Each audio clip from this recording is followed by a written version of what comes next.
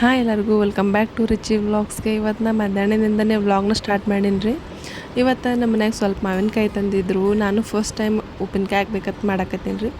Andhra style ಉಪ್ಪಿನಕಾಯಿ ನೋಡಿದ್ದೆ, ಅದನ್ನು ಟ್ರೈ ಮಾಡಾಕತ್ತೀನಿ ರೀ. ಉಪ್ಪಿನಕಾಯಿ ಅಂದರೆ ಯಾರಿಗೆ ಇಷ್ಟ ಆಗಲ್ಲ ಹೇಳ್ರಿ, ಅದ್ರಾಗೂ ಮಾವಿನಕಾಯಿ ಉಪ್ಪಿನಕಾಯಿ ಅಂದ್ರಂದ್ರು ಎಲ್ಲರೂ ಇಷ್ಟಪಟ್ಟು ತಿಂತಾರೆ. ಈ ಸಮ್ಮರ್ ಸೀಸನ್ ಬಂದರೆ ಇದೊಂದು ದೊಡ್ಡ ಖುಷಿ ನೋಡ್ರಿ, ಮಾವಿನ ಹಣ್ಣು ಸಿಗ್ತದೆ, ಎಷ್ಟು ಬೇಕಂದ್ರೆ ತಿನ್ಬೋದಂತ. ಇವಾಗ ರೆಸಿಪಿ ನೋಡ್ಕೊಂಬರಂಬರಿ ಯಾವ ಥರ ಮಾಡಿದ್ದೀನಿ ಅಂತ.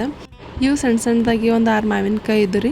ಎಲ್ಲನೂ ನೀಟಾಗಿ ತೊಳ್ಕೊಂಡು ಒಂದು ಕಾಟನ್ ಬಟ್ಟೆಯಿಂದ ಒರೆಸ್ಕೋಬೇಕ್ರಿ. ನಾನು ಒರೆಸಿದ್ದೀನಿ. ಸ್ವಲ್ಪನೂ ನೀರಿನ ಅಂಶ ಇರಬಾರ್ದು ರೀ. ಸ್ವಲ್ಪ ನೀರಿನ ಅಂಶ ಇದ್ದರೂ ಕೆಟ್ಟೋಗೋ ಚಾನ್ಸಸ್ ಜಾಸ್ತಿ ಇರ್ತದೆ ರೀ. ಅದಕ್ಕೆ ನೀಟಾಗಿ ಎಲ್ಲನೂ ಒರೆಸ್ಕೋಬೇಕು. ಆಮೇಲೆ ಈ ಥರ 2 ಕಡೆಯಿಂದ ಕಟ್ ಮಾಡಿಕೊಂಡು ಆಮೇಲೆ ಸೈಡಿಂದ ಕಟ್ ಮಾಡ್ಕೋಬೇಕ್ರಿ. ಸಣ್ಣ ಸಣ್ಣದಾಗಿ ಕಟ್ ಮಾಡ್ಕೋರಿ, ಇಲ್ಲ ದೊಡ್ಡ ಸೈಜಲ್ಲಿ ಬೇಕಾದರೆ ದೊಡ್ಡ ಸೈಜಲ್ಲಿ ಕಟ್ ಮಾಡ್ಕೋಬೇಕು ರೀ. ಉಪ್ಪಿನಕಾಯಿ ಹಾಕ್ಬೇಕಂದ್ರೆ ಮಾವಿನಕಾಯಿ ಹುಳಿ ಇರಬೇಕು ರೀ, ಸ್ವೀಟ್ ಇದ್ರೆ ಸರಿ ಬರಲ್ಲ. ಸೊ ಇದು ಸಖತ್ ಹುಳಿನೇ ಐತ್ರಿ. ನಾನು ಹಂಚ್ಕೊಂಡೆ ಉಪ್ಪಿನಕಾಯಿ ಹಾಕಕತ್ತೀನಿ ರೀ. ಒಬ್ಬೊಬ್ರ ಕೈಯಿಂದ ಉಪ್ಪಿನಕಾಯಿ ಕೆಟ್ಟೋಗೋ ಚಾನ್ಸಸ್ ಇರ್ತದಂತ್ರಿ. ಸೊ ನೋಡ್ರಿ ನನ್ನ ಕೈಯಿಂದ ಏನಾಗುತ್ತಂತ. ನಾನು ಎಲ್ಲ ಮಾವಿನಕಾಯಿನೂ ಇದೇ ಸೈಜಲ್ಲಿ ಕಟ್ ಮಾಡ್ಕೊಳಕತ್ತಿದ್ದೆ ರೀ.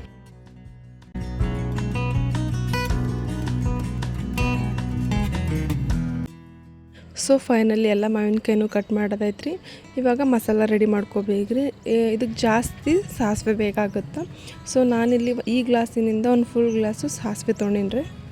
ಈಗ ಇದನ್ನ 4 ರಿಂದ 5 ನಿಮಿಷ ನೀಟಾಗಿ ಹುರ್ಕೋಬೇಕ್ರಿ. ಚಟಪಟ ಅಂತದಲ್ಲ ಅಲ್ಲಿವರೆಗೂ ಫ್ರೈ ಮಾಡ್ಕೋಬೇಕು. ಈಗ ಇಲ್ಲಿ ನೋಡಿರಿ ಚಟಪಟ ಅಂತ ಸಿಡಾಕತ್ತಾವು, ಅಲ್ಲಿವರೆಗೂ ಫ್ರೈ ಮಾಡ್ಕೋಬೇಕು. ಫ್ರೈ ಆದಮೇಲೆ ಸ್ಟವ್ ಆಫ್ ಮಾಡ್ಕೊಂಡ್ರಿ.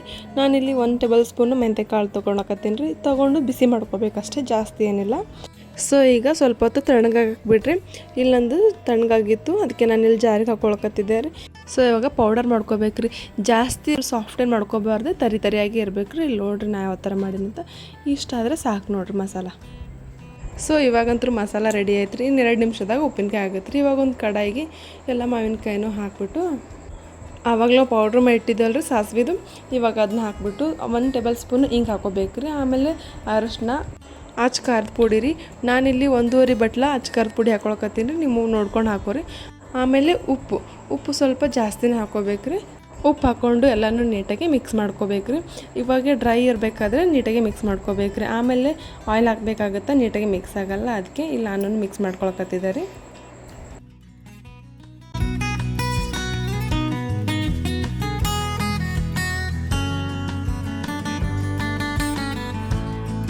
ಸೊ ಇವಾಗ ಎಲ್ಲನೂ ನೀಟಾಗಿ ಮಿಕ್ಸ್ ಮಾಡೋದಾದ್ಮೇಲೆ ರೀ, ನಾನು ಈ ಸಣ್ಣ ಗ್ಲಾಸಿನಿಂದ 2 ಗ್ಲಾಸು ಎಣ್ಣೆ ಹಾಕಕತ್ತೀನಿ ರೀ.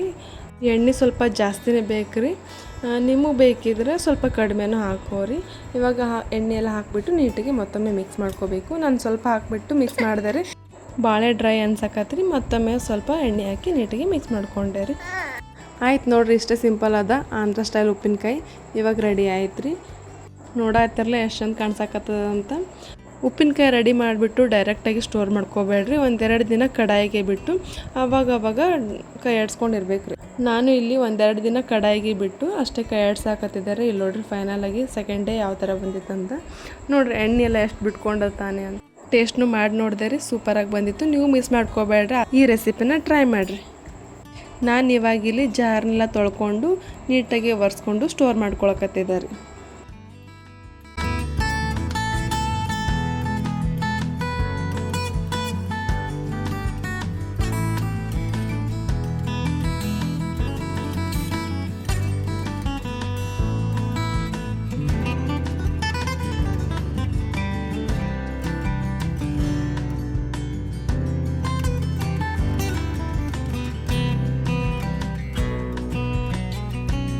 ಫೈನಲಿ ಎಲ್ಲ ಉಪ್ಪಿನಕಾಯಿದು ಸ್ಟೋರ್ ಮಾಡೋದೈತ್ರಿ. ಮತ್ತು ನಾನು ನೈಟಿಂದ ವ್ಲಾಗ್ನ ಕಂಟಿನ್ಯೂ ಮಾಡಿದ್ದಾರೆ. ದಿನ ವೆಜ್ ತಿಂದು ಬೇಸರಾಗಿರ್ತದಲ್ರಿ. ಸೊ ಬೇಸರದಾಗ ನಾ ಈ ಥರ ಎಗ್ಗಿನ ಕರಿ ಮಾಡ್ತೀನಿ ರೀ. ಸೊ ಈ ಕರಿ ಈಸಿನೂ ಐತ್ರಿ, ಹೆಲ್ದಿಯಾಗಿರ್ತದೆ. ನೋಡ್ಕೊಂಬರೋಂಬರ್ರಿ ನಾ ಯಾವ ಥರ ಮಾಡ್ತೀನಿ ಎಗ್ ಕರಿ ಅಂತ. ಸೊ ನಾನಿಲ್ಲಿ 4 ಜನಕ್ಕೆ ಮಾಡಾಕತ್ತೀನಿ ರೀ ಕರಿನ. ಅದಕ್ಕೆ ನಾ ಇಲ್ಲಿ 2 ಉಳ್ಳಾಗಡ್ಡಿ 2 ಟೊಮೆಟೊ ತೊಗೊಂಡಿನಿ. ನೀವಿಬ್ಬರು ಮಾಡ್ತೀರೋ 1 ಉಳ್ಳಾಗಡ್ಡಿ 1 ಟೊಮೆಟೊ ತೊಗೊಂಡು ಮಾಡ್ಕೋಬೋದು. ಸೊ ಈ ಥರ ದಪ್ಪಾಗಿ ಕಟ್ ಮಾಡ್ಕೋಬೇಕ್ರಿ. ಉಳ್ಳಾಗಡ್ಡಿನೂ ಟೊಮೆಟೊ ದಪ್ಪಾಗಿ ಯಾಕೆ ಕಟ್ ಮಾಡ್ಕೋಬೇಕಂದ್ರೆ ಇದನ್ನು ಫ್ರೈ ಮಾಡ್ಬೇಕ್ರಿ ನಾವು. ಅದಕ್ಕೆ ಸಣ್ಣದಾಗಿ ಕಟ್ ಮಾಡ್ಕೋತ ಕುಂತ್ರೆ ಟೈಮ್ ವೇಸ್ಟ್ ಆಗುತ್ತೆ. ಅದಕ್ಕೆ ಈ ಥರ ಒಂದ್ರಾಗೆ 4 ಪೀಸ್ ಮಾಡ್ಕೊಂಡು ಹೊಳ್ಕೊಬೇಕ್ರಿ. ಸೊ ಈ ಕರಿಗೆ ಬೇಕಾದ ಮೇನ್ ಇಂಗ್ರೀಡಿಯೆಂಟ್ಸ್ ಏನೇನಂದರೆ ಉಳ್ಳಾಗಡ್ಡಿ, ಟೊಮೆಟೊ, ಒಂದು ಹಿಡಿ ನಾನಿಲ್ಲಿ ಮೆಂತೆಪಲ್ಲೆ ಯೂಸ್ ಮಾಡ್ಕೊಕತ್ತೀನಿ ರೀ. ಆಮೇಲೆ ಶುಂಠಿ, ಬೆಳ್ಳುಳ್ಳಿ, ಒಂದು 7ರಿಂದ 8 ಗೋಡಂಬಿ, ಹಸಿರು ಮೆಣಸಿನ್ಕಾಯಿ, ಆಮೇಲೆ ಎಗ್ಗು. ಸೊ ಇದೆಲ್ಲ ಈ ರೆಸಿಪಿಗೆ ಬೇಕಾದ ಮೇನ್ ಇಂಗ್ರೀಡಿಯೆಂಟ್ಸು. ಈಗ ಸ್ಟವ್ ಆನ್ ಮಾಡಿಕೊಂಡು ಒಂದು ಕಡಾಯಿಗೆ ಉಳ್ಳಾಗಡ್ಡಿ ಇಟ್ಕೊಂಡಿದ್ವ ಉಳ್ಳಾಗಡ್ಡಿ ಹಾಕಿ 1 ಟೇಬಲ್ ಸ್ಪೂನ್ ಎಣ್ಣೆ ಹಾಕಿ ನೀಟಾಗಿ ಫ್ರೈ ಮಾಡ್ಕೋಬೇಕ್ರಿ, ಕಲರ್ ಚೇಂಜ್ ಆಗೋವರೆಗೂ. ಆಮೇಲೆ ಅದೇ ಉಳ್ಳಾಗಡ್ಡಿ ಜೊತೆ ಟೊಮೆಟೊನ ಹಾಕಬೇಕು, ಹಾಕಿ ಹಸಿ ವಾಸ ಹೋಗೋವರೆಗೂ ಫ್ರೈ ಮಾಡ್ಕೋಬೇಕ್ರಿ.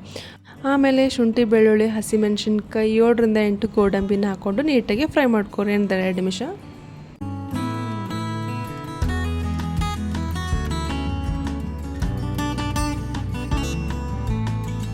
ಸೊ ಇವಾಗಿಲ್ಲಿ ಎಲ್ಲನೂ ಫ್ರೈ ಆಗಿತ್ತು, ಕಡಾಯಿಂದ ತೆಗೆದು ಸ್ವಲ್ಪ ತಣ್ಣಗಾಗಕ್ಕೆ ಬಿಡಾಕತ್ತಿದ್ದಾರೆ. ಆಮೇಲೆ ಅದೇ ಕಡಾಯಿಗೆ ಒಂದು ಹಿಡಿ ಮೆಂತೆಪಲ್ಲೆ ಹಾಕ್ಕೊಂಡು ನೀಟಾಗಿ ಫ್ರೈ ಮಾಡ್ಕೋಬೇಕ್ರಿ. ಇದು ಹಾಗೆ ಹಾಕಿದ್ರೆ ಹಸಿ ಸ್ಮೆಲ್ ಬರುತ್ತೆ ಅಂತ ಫ್ರೈ ಮಾಡ್ಕೊಂಡು ಹಾಕೋದ್ರಿಂದ ಸ್ಮೆಲ್ ಬರೋದಿಲ್ಲ, ಹಸಿ ವಾಸನೆ. ಸೊ ಇವಾಗ ಎಲ್ಲನೂ ತಣ್ಣಗಾಗಿತ್ತು. ಈಗ ಒಂದು ಜಾರ್ಗೆ ಎಲ್ಲನೂ ಹಾಕ್ಕೊಂಡು ನೀಟಾಗಿ ರುಬ್ಕೋಬೇಕ್ರಿ. ತರಿಯಾಗೆಲ್ಲ ಇರಬಾರ್ದು, ಫುಲ್ ಸಾಫ್ಟಾಗಿ ರುಬ್ಬಿರಬೇಕು. ಇಲ್ಲಿ ನೋಡಾಕತ್ತಿರಲ್ಲ ಇದೇ ಥರ ಇರಬೇಕು. ಸೊ ಈಗ ಒಗ್ಗರಣೆ ಹಾಕೊಂಡು ಬರ್ರಿ. ಸ್ಟವ್ ಆನ್ ಮಾಡಿಕೊಂಡು ಒಂದು ಕಡಾಯಿಗೆ 2ರಿಂದ 3 ಟೇಬಲ್ ಸ್ಪೂನು ಎಣ್ಣೆ ಹಾಕಿ, ಎಣ್ಣೆ ಬಿಸಿ ಆದ್ಮ್ಯಾಗ 2 ಪಲಾವ್ ಎಲೆ, ಚಕ್ಕೆ, ಲವಂಗ ಮತ್ತು ಏಲಕ್ಕಿ, 1 ಟೇಬಲ್ ಸ್ಪೂನು ಅಚ್ಕಾರದ ಪುಡಿ ಹಾಕಕತ್ತೀನಿ ರೀ ಎಣ್ಣೆ ಹಾಕೋದ್ರಿಂದ ಕಲರ್ ಚಂದ ಬರ್ತದಂತ. ನಾನಿಲ್ಲಿ ಹಸಿರು ಮೆಣಸಿನ್ಕಾಯಿ ಯೂಸ್ ಮಾಡಿದ್ರಿಂದ ಖಾರ ಕಡಿಮೆನೇ ಹಾಕೊಳ್ತೀನಿ ರೀ. ನೀವು ಬೇಕಿದ್ರೆ ಹಾಕ್ಬೋದು, ಇಲ್ಲಾಂದರೆ ಬಿಡ್ಬೋದು. ಈಗ ಆವಾಗಲೇ ರುಬ್ಬಿಟ್ಟಿದ್ವಲ್ಲ ರೀ ಮಸಾಲ, ಇದನ್ನ ಸುರ್ಕೊಂಡು ನೀಟಾಗಿ ಮಿಕ್ಸ್ ಮಾಡ್ಕೋಬೇಕ್ರಿ. ಆಮೇಲೆ ರುಚಿಗೆ ತಕ್ಕಷ್ಟು ಉಪ್ಪು ಹಾಕಿ ನೀಟಾಗಿ ಮಿಕ್ಸ್ ಮಾಡಿರಿ. ಈಗ 2ರಿಂದ 3 ನಿಮಿಷ ನೀಟಾಗಿ ಕುದಿಯಕ್ಕೆ ಬಿಡ್ರಿ. ಆಮೇಲೆ ಗರಂ ಮಸಾಲ, ಕೊರಿಯಾಂಡರ್ ಪೌಡರ್ ಹಾಕಿ ನೀಟಾಗಿ ಮಿಕ್ಸ್ ಮಾಡ್ಕೋರಿ. ಸೊ ಇವಾಗ ಎಲ್ಲನೂ ನೀಟಾಗಿ ಮಿಕ್ಸ್ ಮಾಡೋದಾದ್ಮೇಲೆ ನೀರು ಆ್ಯಡ್ ಮಾಡ್ಕೋರಿ. ನೀರನ್ನ ನೋಡ್ಕೊಂಡು ಆ್ಯಡ್ ಮಾಡಿರಿ. ಇದು ಸ್ವಲ್ಪ ತಿಳಿ ಇದ್ರೇ ಚಲೋ ಅನ್ನಿಸ್ತದೆ, ಯಾಕಂದರೆ ಎಗ್ ಹಾಕಿದ್ಮೇಲೆ ಬಾಯ್ಲ್ ಆಗಿ ಸ್ವಲ್ಪ ಗಟ್ಟಿಯಾಗೋ ಕನ್ಸಿಸ್ಟೆನ್ಸಿ ಬರ್ತದೆ. ಅದಕ್ಕೆ ಇವಾಗ ಸ್ವಲ್ಪ ನೀರು ಜಾಸ್ತಿನೇ ಹಾಕೋರಿ. ಸೊ ಇದು ಈಗ ಪರ್ಫೆಕ್ಟ್ ಆದ್ರಿ ಕನ್ಸಿಸ್ಟೆನ್ಸಿ. ಎಗ್ಗೆಲ್ಲ ನಾನು ಫಸ್ಟೇ ಕುದಿಸ್ಕೊಂಡು ಇಟ್ಕೊಂಡಿದ್ದೆ ರೀ. ಈಗೆಲ್ಲ ಸೊಪ್ಪಿ ತೆಗೆದು ಕಟ್ ಮಾಡಾಕತ್ತಿದೆ.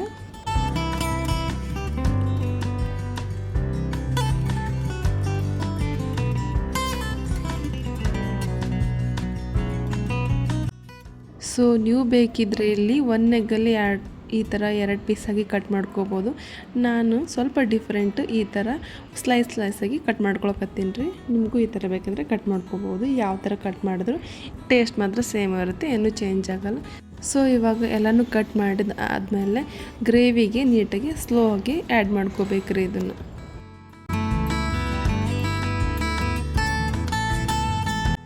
ಎಲ್ಲ ಪೀಸು ಹಾಕಿಂದ ಗ್ರೇವಿನ ಜಾಸ್ತಿ ಹೊತ್ತು ಕೈ ಆಡಿಸ್ಕೋಬೇಡ್ರಿ. ಯಾಕಂದ್ರೆ ಆವಾಗಲೇ ಹೇಳಿದ್ನೆಲ್ಲ ನಾ ಗಟ್ಟಿ ಆಗುತ್ತಿದ್ದು ಅಂತ. ಯಾಕಂದ್ರೆ ಎಗ್ ಒಳಗಿಂದ ಎಲ್ಲೋ ಪಾರ್ಟ್ ಇರ್ತದಲ್ಲ, ಸೊ ಕೈ ಆಡಿಸೋದ್ರಿಂದ ಏನಾಗುತ್ತೆ ಅದನ್ನೆಲ್ಲ ಪುಡಿಯಾಗಿ ಗಟ್ಟಿ ಸ್ಟಾರ್ಟ್ ಆಗುತ್ತೆ ಗ್ರೇವಿ. ಅದಕ್ಕೆ ನೆಕ್ಸ್ಟ್ ಫೈನಲ್ ಸ್ಟೆಪ್ ರೀ, ಸ್ವಲ್ಪ ಕಸೂರಿ ಮೆಂತಿ ತೊಗೊಂಡು ಈ ಥರ ರಬ್ ಮಾಡಿ ಪುಡಿ ಮಾಡಿಕೊಂಡು ಹಾಕೋರಿ. ಸೊ ಇಷ್ಟೇ ಸಿಂಪಲ್ ಆದ ರೆಸಿಪಿ, ನೀವು ಟ್ರೈ ಮಾಡಿರಿ, ಮಿಸ್ ಮಾಡ್ಕೋಬೇಡ್ರಿ. ಫೈನಲಿ ಕರಿ ರೆಡಿ ಆಯಿತು. ಇಲ್ಲಿ ನೋಡ್ರಿ ಎಷ್ಟೊಂದು ಕಾಣಿಸಕತ್ತ ಅಂತ. ಟೇಸ್ಟ್ನೂ ಸೂಪರಾಗಿತ್ತು. ನಮ್ಮ ಮನೆಗೂ ಎಲ್ಲರೂ ಇಷ್ಟಪಟ್ಟು ತಿಂದರಿ.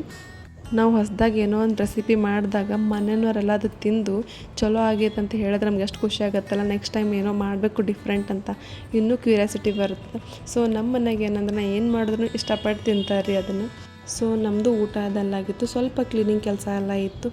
ಎಷ್ಟೇ ಲೇಟ್ ಆದರೂ ಈ ಕಿಚನ್ ಕ್ಲೀನ್ ಮಾಡಿಲ್ಲ ಅಂದ್ರೆ ಸಮಾಧಾನ ಆಗಲ್ಲ ನೋಡ್ರಿ. ಕಿಚನ್ ಎಲ್ಲ ಕ್ಲೀನ್ ಮಾಡಿ ಮಲ್ಕೊಂಡ್ರೆ ಅವಾಗೊಂದು ನೆಮ್ಮದಿ ನೋಡ್ರಿ. ಸೊ ನಾನು ಈಗಿಲ್ಲಿ ಎಲ್ಲನೂ ಕ್ಲೀನ್ ಮಾಡ್ಕೊಳಕತ್ತಿದ್ದಾರೆ.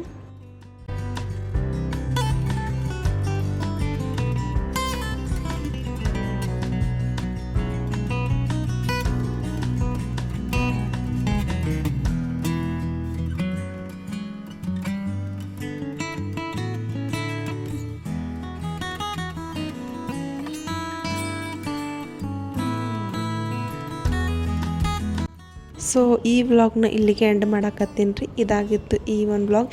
ಇಷ್ಟ ಆದರೆ ಪ್ಲೀಸ್ ಒಂದು ಲೈಕ್ ಮಾಡಿ, ಶೇರ್ ಮಾಡಿ, ಕಮೆಂಟ್ ಮಾಡಿ. ಇನ್ನು ನನ್ನ ಚಾನಲ್ ಯಾರೆಲ್ಲ ಸಬ್ಸ್ಕ್ರೈಬ್ ಮಾಡಿರಲ್ಲ ಪಟ ಸಬ್ಸ್ಕ್ರೈಬ್ ಮಾಡ್ಕೊಂಡು ನೋಡಿರಿ ಪ್ಲೀಸ್. Thank you.